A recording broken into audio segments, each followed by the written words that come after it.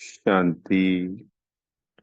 आज 10 जुलाई 2024 के महावाक्य में प्यारे मीठे बाप दादा ने कहा, मीठे बच्चे, अब सतो प्रधान बन घर जाना है। इसलिए अपने को आत्मा समझ निरंतर बाप को याद करने का अभ्यास करो। उन्नति का सदा ख्याल रखो। प्रश्न है, पढ़ाई में दिन प्रतिदिन आगे बढ़ रहे हैं या पीछे हट रहे हैं? उसकी निशानी क्या है? उत्तर है, पढ़ाई में अगर आगे बढ़ रहे हैं तो हल्केपन का अनुभव होगा। बुद्धि में रहेगा, यह शरीर तो छीछी है, इसको छोड़ना है। हमको तो अब घर जाना है। दैवी गुण धारण करने हैं। दैवी गुण धारण करते जाएंगे। अगर पीछे हट रहे हैं तो चलन से आसुरी गुण दिखाई देंगे। चलते फिरते बाप की याद नहीं रहेगी। वह फूल बन सबको सुख नहीं दे सकेंगे। ऐसे बच्चों को आगे चल साक्षात्कार होंगे। फिर बहुत सजाएं खानी पड़ेंगी। ओम शांति। बुद्धि में यह ख्यालात रहे कि हम सतो प्रधान आए थे। रूहानी बाप रूहानी बच्चों को समझाते हैं, यहाँ सब बैठे हैं। कोई तो देह अभिमानी है और कोई देही अभिमानी होंगे। कोई सेकंड में देह अभिमानी और सेकंड में देही अभिमानी होते रहेंगे। ऐसे तो कोई कह ना सके कि हम सारा समय देही अभिमानी हो बैठे हैं। नहीं, बाप समझाते हैं, कोई समय देही अभिमानी और कोई समय देह अभिमान में होंगे। अब बच्चे यह तो जानते हैं, हम आत्मा इस शरीर को छोड़ जाएंगे अपने घर। बहुत खुशी से जाना है। सारा दिन चिंतन ही यह करते हैं, हम शांति धाम में जाएं, क्योंकि बाप ने रास्ता तो बताया है। और लोग कभी इस विचार से नहीं बैठते होंगे, यह शिक्षा किसको मिलती ही नहीं है। ख्याल भी नहीं होगा। तुम समझते हो यह दुख धाम है। अब बाप ने सुख धाम में जाने का रास्ता बताया है। जितना बाप को याद करेंगे उतना संपूर्ण बन यथा योग्य शांति धाम में जाएंगे। उनको ही मुक्ति कहा जाता है, जिसके लिए ही मनुष्य गुरु करते हैं।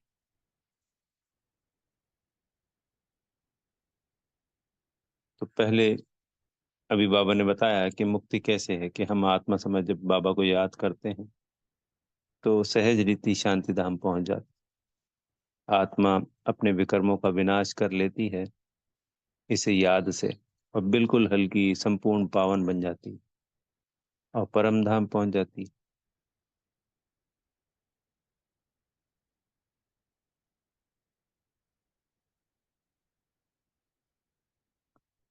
तो ये अपना घर मुक्ति धाम हो गया, जिस मुक्ति के लिए अनेकों अनेक वर्ष से अनेकों अनेक आत्माएं प्रयास कर रही थी। गुरु भी इसीलिए बनाए जाते थे कि अंत में गुरु मिलेगा तो मुक्ति दिला देगा। तो वो तो मिलती नहीं थी, पर अब जब सदगुरु जी आए हैं तो सबकी मुक्ति निश्चित है। परंतु मनुष्यों को बिल्कुल पता नहीं कि मुक्ति, जीवन मुक्ति चीज क्या है, क्योंकि यह है नई बात। तुम बच्चे ही समझते हो। अब हमको घर जाना है। बाप कहते हैं, याद की यात्रा से पवित्र बनो। तुम पहले पहले जब आए श्रेष्ठाचारी दुनिया में तो सतो प्रधान थे। आत्मा सतो प्रधान थी। कोई के साथ कनेक्शन भी पीछे होगा। जब गर्भ में जाएंगे तब संबंध में आएंगे। तुम जानते हो, अभी यह हमारा अंतिम जन्म है। हमको वापस घर जाना है। पवित्र बनने बिगर हम जा नहीं सकेंगे। ऐसे ऐसे अंदर में बातें करनी चाहिए, क्योंकि बाप का फरमान है। उठते बैठते चलते फिरते बुद्धि में यही ख्यालात रहे कि हम सतो प्रधान आए थे। अब सतो प्रधान बनकर घर जाना है। सतो प्रधान बनना है बाप की याद से, क्योंकि बाप ही है पतित पावन। तो एक बाबा की याद से ही सतो प्रधान बना जा सकता है। और इस संसार में कोई दूसरा तरीका या कोई दूसरा रास्ता है ही नहीं। ज्ञान में भी अगर बाबा को आत्मा समझ परमात्मा को याद नहीं किया, तब भी संपूर्ण सतो प्रधान नहीं बन सकते। सिर्फ मान लीजिए रोज मुरली पढ़ ली, कुछ मोटी मोटी धारणाएं कर ली और सेवाएं कर ली, प्रारब्ध तो बनेगी, पर आत्मा सजा खा के जाएगी। संपूर्ण सतो प्रधान नहीं बनेगी।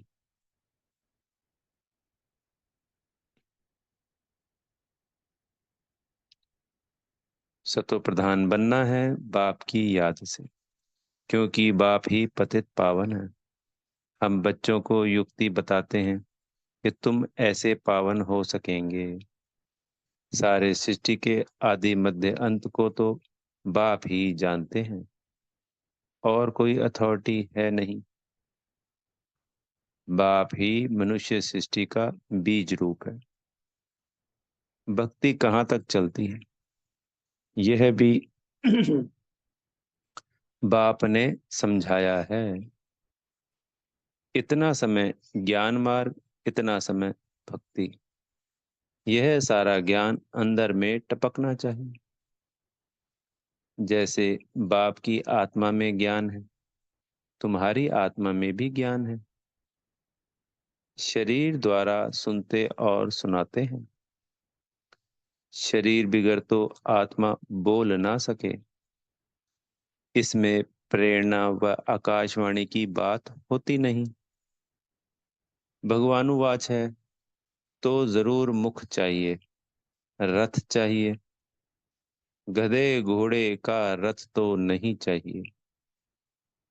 तुम भी पहले समझते थे, कलयुग अभी 40,000 वर्ष और चलना है। अज्ञान नींद में सोए पड़े थे। अब बाबा ने जगाया है। तुम भी अज्ञान में थे, अब ज्ञान मिला है।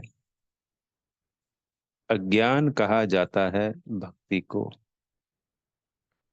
अब तुम बच्चों को यह ख्याल करना है, हम अपनी उन्नति कैसे करें, ऊंच पद कैसे पाएं। अपने घर जाकर फिर नई राजधानी में आकर उच्च मर्तबा पाएं। ये ख्याल करना है, ताकि अपने घर परम धाम जाकर फिर राजधानी में ऊंच मर्तबा पाएं। उसके लिए है याद की यात्रा। अपने को आत्मा तो जरूर समझना है। हम सब आत्माओं का बाप परमात्मा है। यह तो बिल्कुल सिंपल है, परंतु मनुष्य इतनी बात भी नहीं समझते। तुम समझा सकते हो कि यह है रावण राज्य, इसलिए तुम्हारी बुद्धि भ्रष्टाचारी बन गई है। मनुष्य समझते हैं जो विकार में नहीं जाते हैं वह पावन है। जैसे सन्यासी हैं, बाप कहते हैं वह तो अल्पकाल के लिए पावन बनते हैं।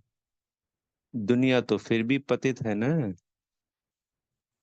पावन दुनिया है ही सतयुग। पतित दुनिया में सतयुग जैसा पावन कोई हो ना सके।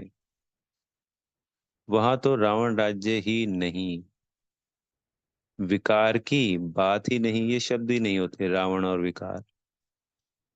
तो चक्र लगाते घूमते फिरते बुद्धि में यह चिंतन रहना चाहिए, बाबा में यह ज्ञान है ना। ज्ञान सागर है तो जरूर ज्ञान टपकता होगा। तुम भी ज्ञान सागर से निकली हुई नदियां हो। वह तो एवर सागर ही है। तुम एवर सागर नहीं हो। तुम बच्चे समझते हो, हम तो सब भाई भाई हैं। तुम बच्चे पढ़ते हो, वास्तव में नदियां आदि की तो बात ही नहीं। नदी कहने से गंगा जमुना आदि कह देते हैं। तुम अभी बेहद में खड़े हो। हम सब आत्माएं एक बाप के बच्चे भाई भाई हैं। अभी हमें वापस घर जाना है, जहां से आकर शरीर रूपी तख्त पर विराजमान होते हैं। बहुत छोटी आत्मा है, साक्षात्कार होने से समझ ना सकें। आत्मा निकलती है तो कभी कहते हैं माथे से निकली, आंखों से मुख से निकली। मुख खुल जाता है, आत्मा शरीर छोड़ चली जाती है तो शरीर जड़ हो जाता है। यह ज्ञान है। स्टूडेंट की बुद्धि में सारा दिन पढ़ाई रहती है। तुम्हारे भी सारा दिन पढ़ाई के ही ख्यालात चलने चाहिए। अच्छे अच्छे स्टूडेंट के हाथ में सदैव कोई ना कोई किताब रहती है, पढ़ते रहते हैं। बाप कहते हैं तुम्हारा यह अंतिम जन्म है। सारा चक्र लगाकर अंत में आए हो तो बुद्धि में यही सिमरन रहना चाहिए। धारणा कर औरों को समझाना चाहिए। कोई को तो धारणा होती ही नहीं। स्कूल में भी नंबरवार स्टूडेंट होते हैं, सब्जेक्ट भी बहुत होती है। यहाँ तो सब्जेक्ट एक ही है, देवता बनना है। यही पढ़ाई का चिंतन चलता रहे। ऐसे नहीं पढ़ाई भूल जाएं, बाकी और ख्यालात चलते रहें। धंधे वाला होगा, अपने धंधे के ही ख्यालात में लगा रहेगा। स्टूडेंट पढ़ाई में ही लगा रहेगा। तुम बच्चों को भी अपनी पढ़ाई में रहना है। कल एक निमंत्रण पत्र आया था, इंटरनेशनल योग कॉन्फ्रेंस का। तुम उन्हों को लिख सकते हो। तुम्हारा तो है हठ योग। इसकी एम ऑब्जेक्ट क्या है? इससे फायदा क्या होता है? हम तो राजयोग सीख रहे हैं। परमपिता परमात्मा जो ज्ञान सागर है, वह रचयिता हमको अपना और रचना का ज्ञान सुनाते हैं। अब हमको वापस घर जाना है। मन मना भव, यह है हमारा मंत्र। हम बाप को और बाप द्वारा जो वर्षा मिलता है उसको याद करते हैं। तुम हठ योग आदि करते आए हो, इसकी एम ऑब्जेक्ट क्या है? हमने अपना तो बताया कि हम यह सीख रहे हैं। तुम्हारे इस हठ योग से क्या मिलता है, ऐसा रिस्पॉन्ड नटशेल में लिखना है। ऐसे ऐसे निमंत्रण तो तुम्हारे पास बहुत आते हैं। ऑल इंडिया रिलीजियस कॉन्फ्रेंस का तुमको निमंत्रण आए और तुमको बोले आपका एम ऑब्जेक्ट क्या है, तो बोलो हम यह सीख रहे हैं। अपना जरूर बताना चाहिए। क्यों? यह राजयोग तुम सीख रहे हो। बोलो हम यह पढ़ रहे हैं। हमको पढ़ाने वाला भगवान है। हम सब ब्रदर्स हैं। हम अपने को आत्मा समझते हैं। बेहद का बाप कहते हैं अपने को आत्मा समझ, मामेकम याद करो तो तुम्हारे पाप कट जाएंगे। ऐसी ऐसी लिखत बहुत अच्छी रीति छपा कर रख दो। फिर जहां जहां कॉन्फ्रेंस आदि हो वहां भेज दो। कहेंगे यह तो बहुत अच्छे कायदे की बात सीखते हैं। इस राजयोग से राजाओं का राजा विश्व का मालिक बनते हैं। हर 5,000 वर्ष बाद हम देवता बनते हैं, फिर मनुष्य बनते हैं। ऐसे ऐसे विचार सागर मंथन कर फर्स्ट क्लास लिखत बनानी चाहिए। उद्देश्य तुमसे पूछ सकते हैं तो यह छपा हुआ रखा हो। हमारी एम ऑब्जेक्ट यह है। ऐसे लिखने से टेम्पटेशन होगी। इसमें कोई हठ योग व शास्त्रार्थ करने की बात नहीं। उनको शास्त्रार्थ का कितना भी अहंकार रहता है, वे अपने को शास्त्रों की अथॉरिटी समझते हैं। वास्तव में तो वह पुजारी हैं। अथॉरिटी तो पूज्य को कहेंगे, पुजारी को क्या कहेंगे। तो यह क्लियर कर लिखना चाहिए। हम क्या सीखते हैं। बीके का नाम तो मशहूर हो गया है। योग तो दो प्रकार का है। एक है हठ योग, दूसरा है सहज योग। वह तो कोई मनुष्य सिखला ना सके। राजयोग एक परमात्मा ही सिखलाते हैं। बाकी यह अनेक प्रकार के योग हैं मनुष्य मत पर। वहां देवताओं को तो किसके मत की दरकार ही नहीं, क्योंकि वर्षा लिया हुआ है। वह है देवताएं, अर्थात दैवी गुण वाले।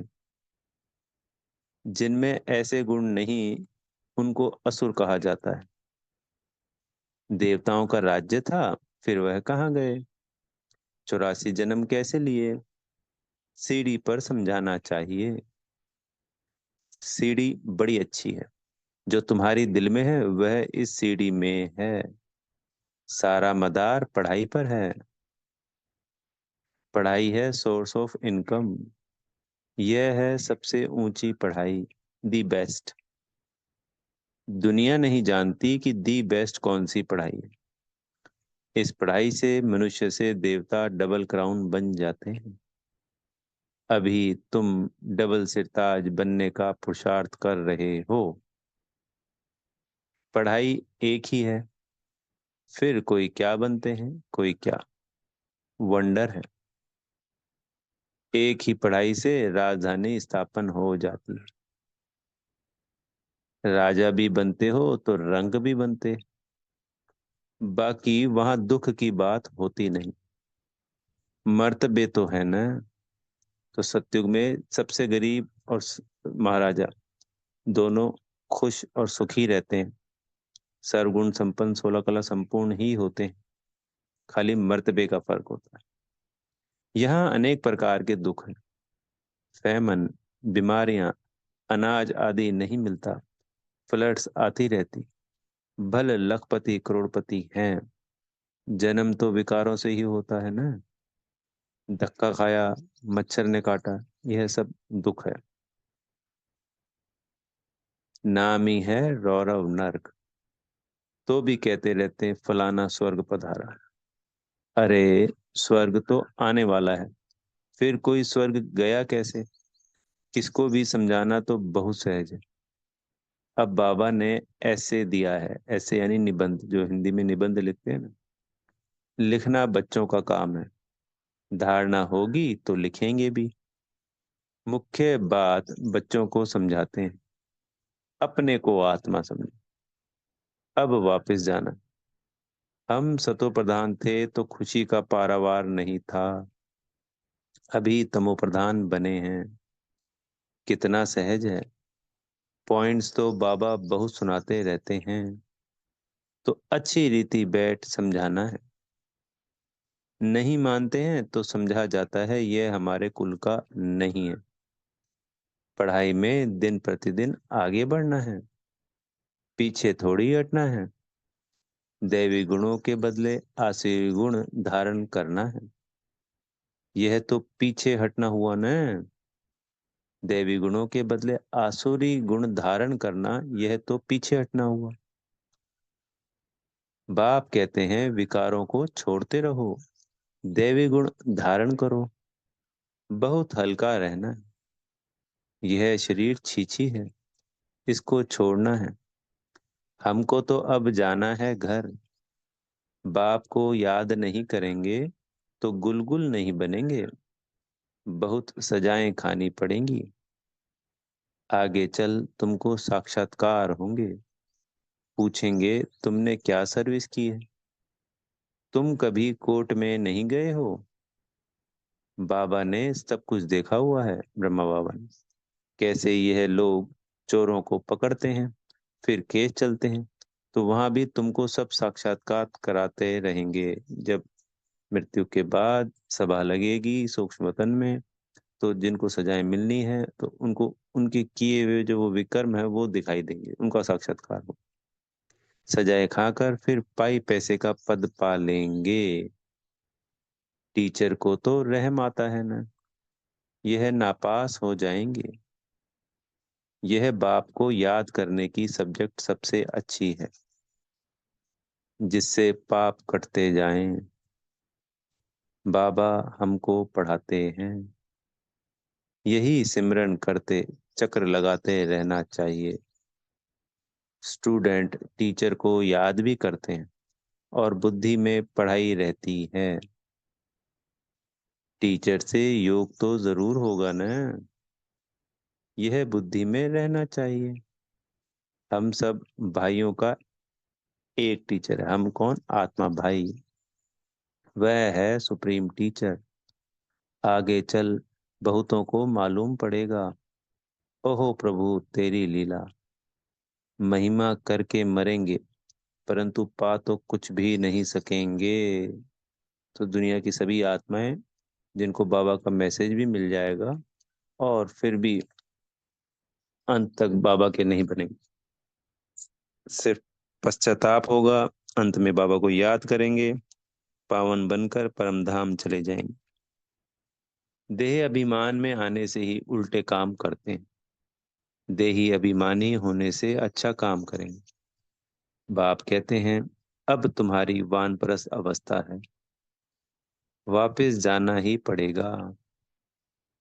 हिसाब किताब चुकतू कर सबको जाना है, चाहे वह ना चाहे, जाना जरूर है।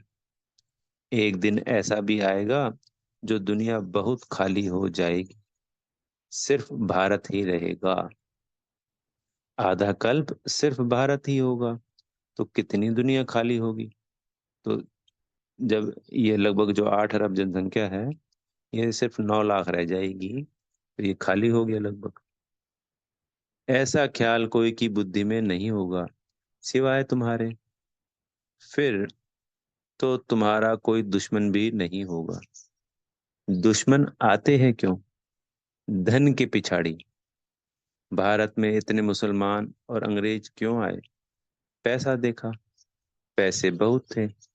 अब नहीं है तो अब कोई, अब नहीं है तो अब और कोई है नहीं।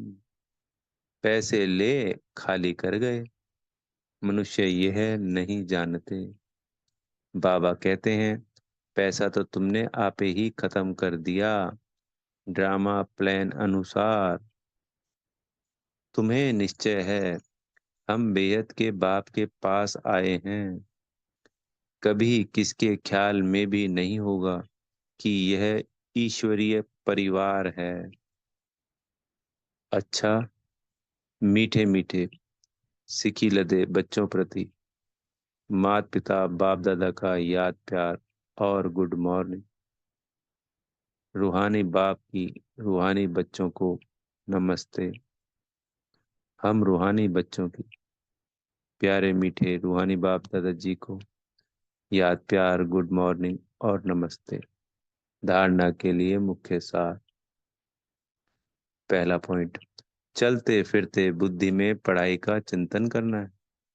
कोई भी कार्य करते बुद्धि में सदा ज्ञान टपकता रहे।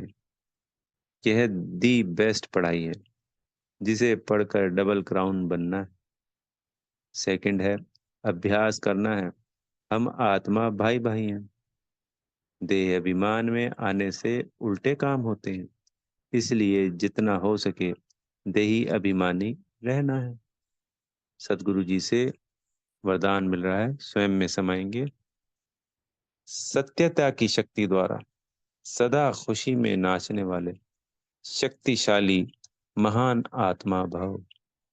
कहा जाता है सच तो बिठो नच, सच्चा अर्थात सत्यता की शक्ति वाला सदा नाचता रहेगा। कभी मुरझाएगा नहीं, उलझेगा नहीं, घबराएगा नहीं, कमजोर नहीं होगा। वह खुशी में सदा नाचता रहेगा। शक्तिशाली होगा, उसमें सामना करने की शक्ति होगी। सत्यता कभी हिलती नहीं, अचल होती है।